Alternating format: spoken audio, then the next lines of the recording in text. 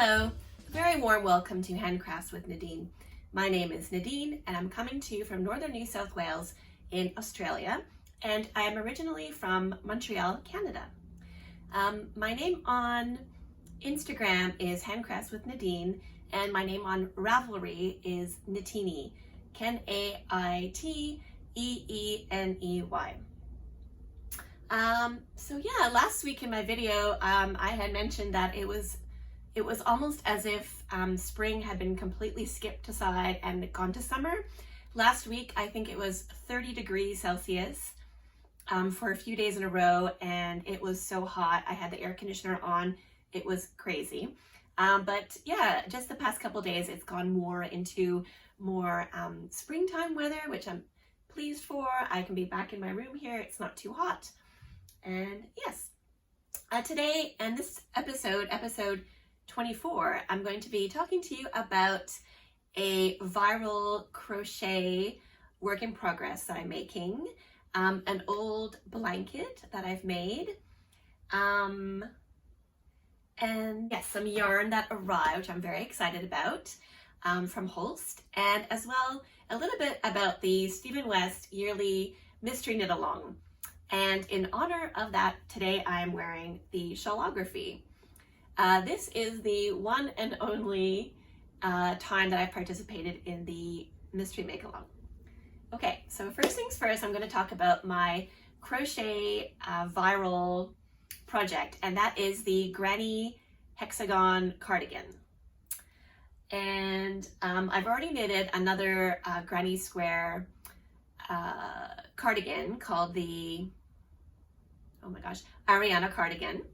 Out of wool, and I love it. It's quite oversized and it's really cozy, but I decided that I wanted a cardigan that I can wear more this time of year and in autumn. So I wanted a more a lighter one, so yeah, not lighter in weight but lighter in fiber. So I've decided to make myself a crochet one, and sorry, a cotton one, a crochet cotton cardigan.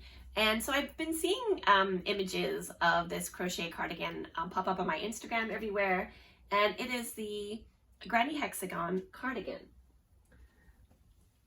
So basically, you start off by making a granny, kind of like a granny square, but instead of a square with 4 sides and 4 corners, you crochet a hexagon.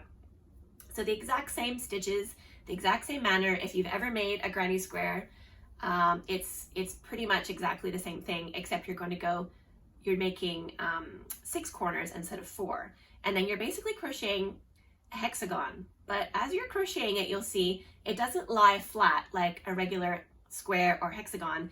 It's kind of crinkly, a little bit wobbly, and as you're making it, you're like, what am I doing? And then by some crazy witchcraft magic, this hexagon, you fold the opposite corners in. No, that's not the opposite. Hold on. You fold in the opposite corners, and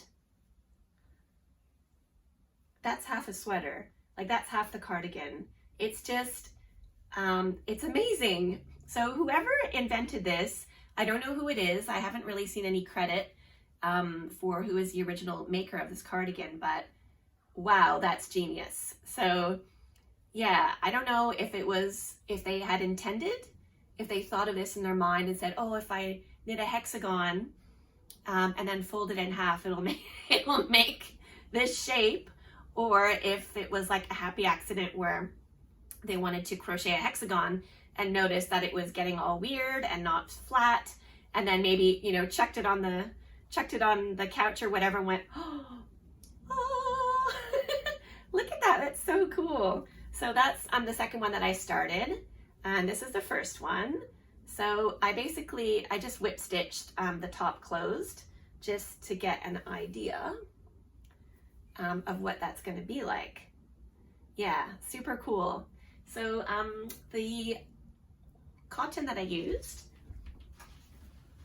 is from Hobby, and it's called recycled cotton. We recycle yarn. I think that's what meant to be like we love yarn, but it's recycled yarn.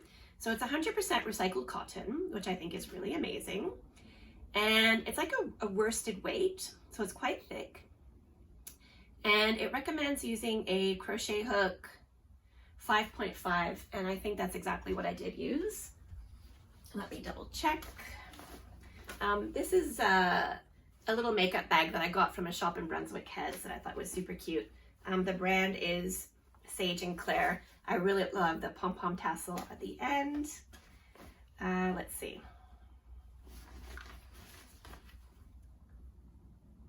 Yeah, 5.5mm hook is what I used. And as I was like researching how to do it, because you know, like I said, it's just, you just do like a granny square, but I just wanted to double check what I was doing. And I looked on YouTube and I found Tony from TL Yarncraft, I think it's called. I'll put a photo. She has a free pattern, which includes, like, you can get a PDF from her that explains how to do it.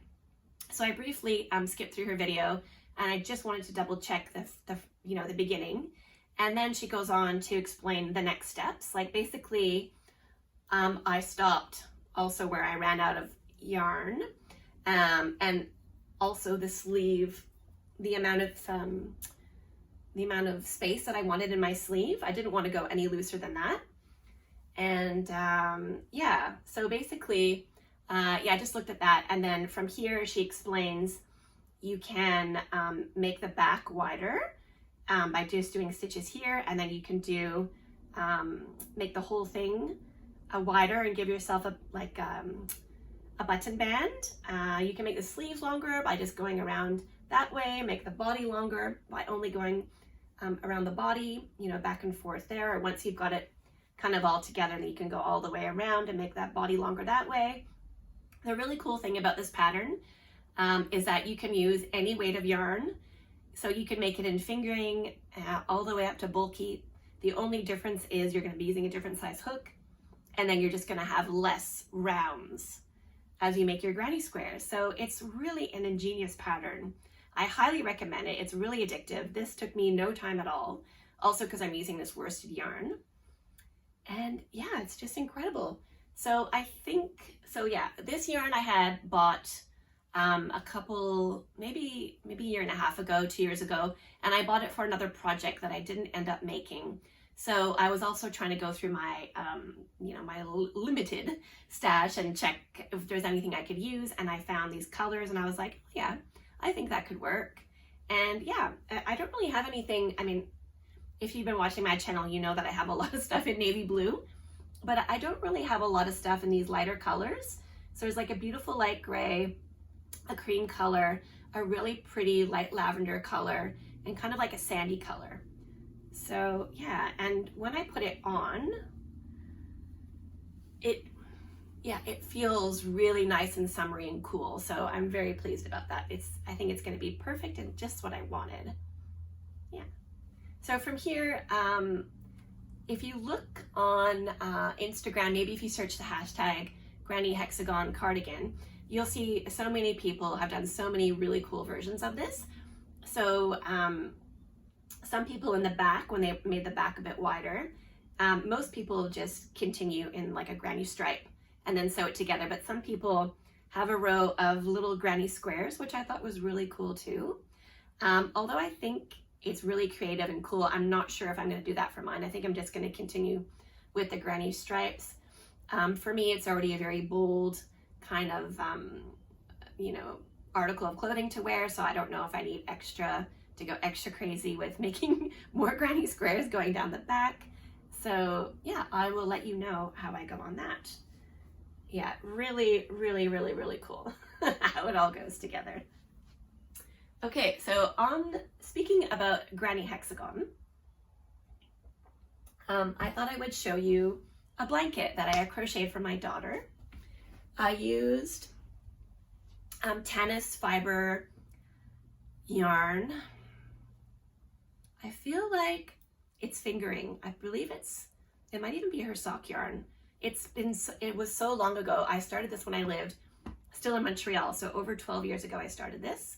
I bought the yarn at Espace Tricot, and It is, I think it's called Snowflower or Flowers in the Snow. Oh, I'm not sure. I'll put a photo of the pattern name and write it down. I think it was a free crochet pattern, I'm not sure, but here it is. The colors have faded, not a lot, but you know, it is in the sun all, you know, when it's on the bed, it's in the sun all the time. So I guess, you know, it can't be avoided that it's going to fade a little bit, but I'm going to hold it up. It's very, very, very big. Hold on. I mean, I don't even know if you can see all of it.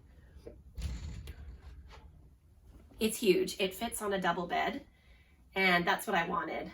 So, yeah, and they're hexagons. And for the border, I decided instead of making little half ones, I decided to just go with the organic pattern of the hexagon. So on one side, it's kind of like this, and on the other side, it goes like that.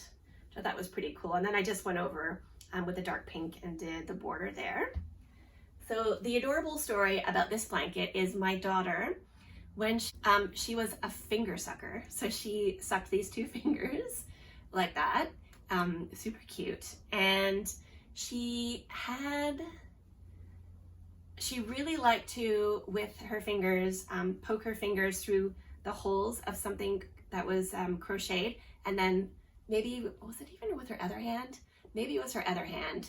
Yeah, and she really liked to dig her fingers through the holes, because I forget what the first one was, but maybe a baby blanket that my mom had crocheted for her. So she would dig her fingers through there.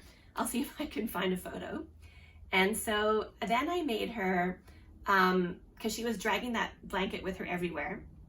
So I decided to make her a little scarf version. So she had a little tiny scarf that she would put around her neck, and she would cozy into it with her fingers and then suck her fingers with the other hand.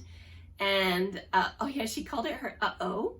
And the reason she called it that was because, you know, when kids play that game where they drop something and they want you to pick it up and they drop it again and then you pick it up. And so she would drop it and go, uh-oh, and then pick it up. And so that was our little game. And then eventually she would say, you know, where uh-oh? And I'm like, what? And I realized, so she started calling it her uh-oh, which was adorable. So when she was older, I wanted to crochet her a blanket that also had holes in it like this. So just to, yeah, remember the time that she was little when she used to do that, because it was super adorable. Right, so why I brought this out also was just to show that the hexagons in this one do lie flat.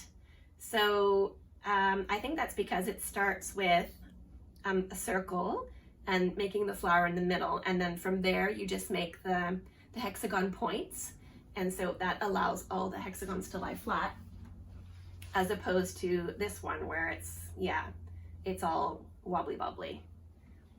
Okay, the last thing I'm going to say about this, I started this project when I was in Montreal, and I crocheted all the squares really quickly, hexagons. And when I would finish one, I did attach it to the next. So I did kind of like connect them as you go. You can kind of see where I connected by the ridges on the crochet blanket. So I had it all done pretty quickly. However, at the time I did not sew in the ends as I went. And by the time I finished, I calculated there was about over 2,000 ends to sew in, and it just completely overwhelmed me, and I did not sew in the ends for like maybe 4 years. For 4 years, this blanket had 2,000 ends hanging outside of it. I poked them all through to one side, so when it lay on her bed, you couldn't see them, but then, yeah, finally one day I said, okay, I just got to do it. And I just sat down on the couch and, you know, put down all my other knitting aside and just focused on sewing them in. However, I did a really half-assed job because I was not keen on, you know, doing them all so perfectly. So basically I just tied some knots, tucked in the two ends, and then snipped it. So unfortunately that means a lot of the ends are poking out. This is superwash yarn, so they did not felt and stay where they were supposed to. but that's fine with me. I'm happy with that decision because 2,000 ends was just way too much. Also at the time, I didn't know the trick where you can, at least one of your ends, when you make a granny square, you can hide it as you crochet the granny square, and then you only have the other end to snip at the end. I did not know that method. So yeah, that's the funny story with this blanket. Okay. So, as I mentioned in the past episode, I'm very keen to make the HILJA dress. And I ordered a cone from Holstgarn. So that is Holst Coast, 55% wool, 45% cotton, in the color black. It was on sale. I'm not sure if it still is. I think it might have been 20% off. And of course, it's an even better deal when you buy the entire cone, price per meter. So yes, I'm so excited. I love Holst Coast. I've knit quite a few things out of Holst Coast, a cardigan, and I've probably knit about 4 bralettes. So yes, I'm very, very excited to make this dress, and I love black. I'm wearing black today. I think it's one of my colors, even though I know it's not really a color. But yes, so I'm very, very excited to make this HILJA dress, which is very reminiscent of the sewn pattern by Sew Liberated, the hinterland dress. So yes, this arrived last week. I ordered it, I forget, it arrived like maybe in 2 weeks. It's just crazy. I ordered it directly from Holst. So yeah, amazing.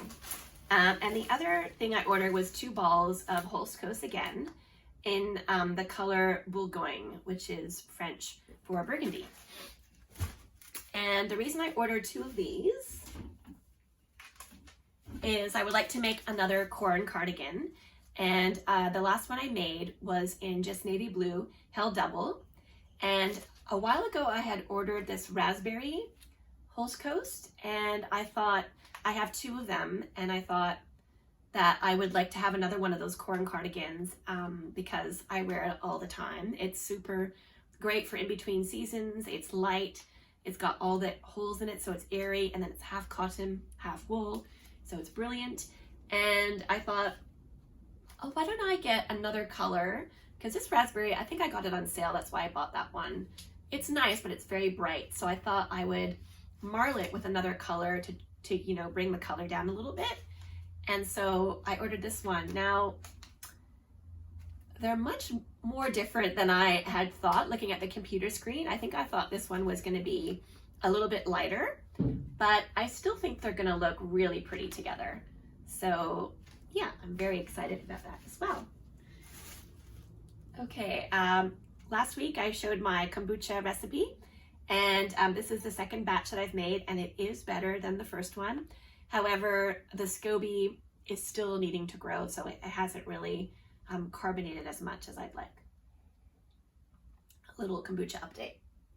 Okay, so the last thing I wanted to talk about is the Stephen West Mystery Knit Along. I participated in the Mystery Knit Along by Stephen West, the brilliant Stephen West, 3 years ago?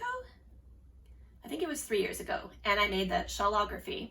Now, what really made me want to knit this was he did a little, like a promo video for it where he was dancing around, and there was like proper contemporary dancers dancing, and it was called Shawlography, you know, like choreography.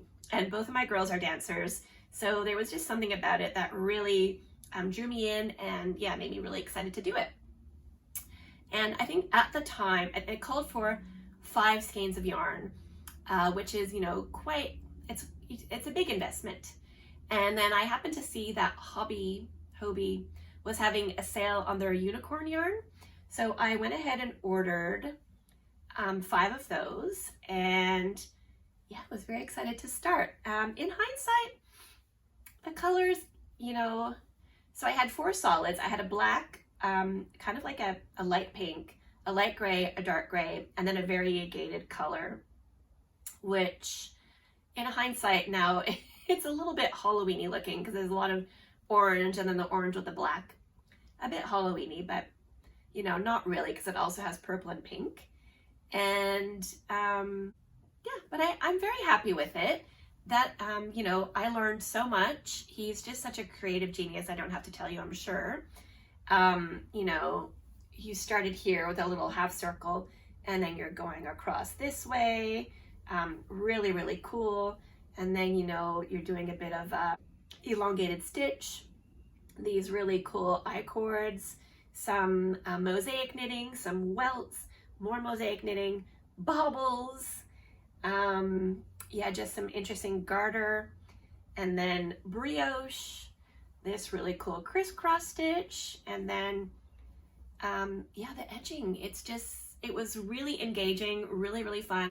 If you've never done one, I highly recommend doing it at least once. Will I do it again?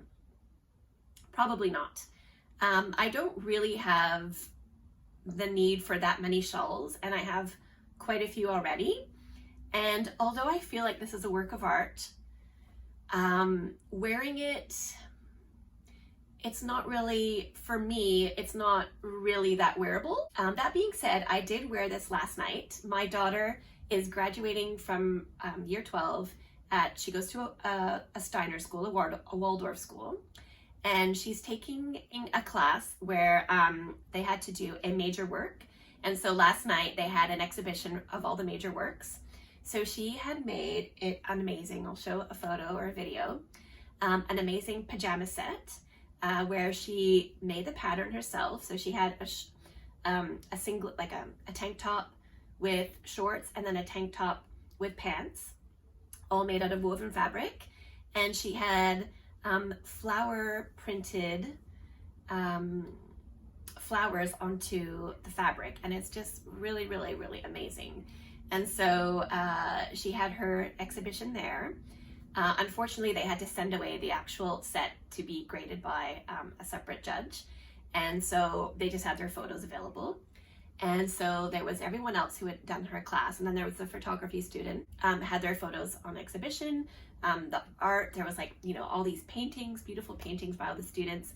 And then there was other things, like a few of the boys had, one had restored a boat, one had made like an extra piece to put in the back of your truck. Anyways, all really, really super duper creative, amazing things that these students have done. And then a little bit later we went in, and then we got to see a few of the films from the film students. They had some short films, and then music. So a lot of her friends were participating in that one. So they, you know, they were singing and playing instruments, cellos, violins, piano, guitar and bass. And yeah, it was just really, really amazing to watch. Anyways, so I feel like I'm going to watch all the major works. This is my major work. This was a lot of work. And so I wore that. Also, I feel like it's a little bit artsy to wear this, so I decided to wear it last night. But otherwise, I don't really have many occasions to wear this. It's very bright. So, you know, not just the pattern, it's probably also my color choices. But, okay, the other thing I wanted to say about this is, as we were making it, you know, the border is these stripes, these diagonal stripes. And as I was making it, I kind of went, sometimes I like things to be quite symmetrical. And so I was feeling like they were all going in one direction. It would be cool if they could meet in the middle and go together. So that's what I did. So if you can see there, I made the stripes kind of come together. And it's funny because when I was in the group on Ravelry, and at the same time, another knitter had done the same thing. She decided she wanted to do the same thing, which, you know, I think ideas are so fascinating. You know, they say ideas kind of float around in the ether. And then, you know, that's why sometimes someone on the other side of the world will have the same idea as somebody else. So I think that's really cool. And so the way I did it was I got to halfway, and then I, instead of keeping that stripe going, I did short rows and made it come to a stop. And then I just couldn't wrap my mind around how to go back the other way. I mean, I guess I could have figured it out, but I decided I went back to the other end, cast on here, and then I went back that way to the middle, and then I did the same thing with the short rows, and then I stitched it together in the middle. And I think the other knitter who had done it she did it the other way. Yeah, so really, really cool. I love that. But I guess the way that I did it means that both of my ends are the same. Yeah, and it's kind of cool. The end kind of comes up. Yeah, I love it. I really think it's really cool, but yeah, I won't be doing another one because, you know, 5 skeins, I think this year's is 4 skeins. So it's quite an investment. And for you not to know what the end product's going to look like, you know, maybe I would have chosen different colors, who knows? Yeah, but it was really fun. And in fact, oh yeah, I forgot, I did another mirror imaging. I think this was meant to be, you know, 1, 2, 3, 4 colors repeated, but I did a mirror image. So I did these colors coming together into the middle there.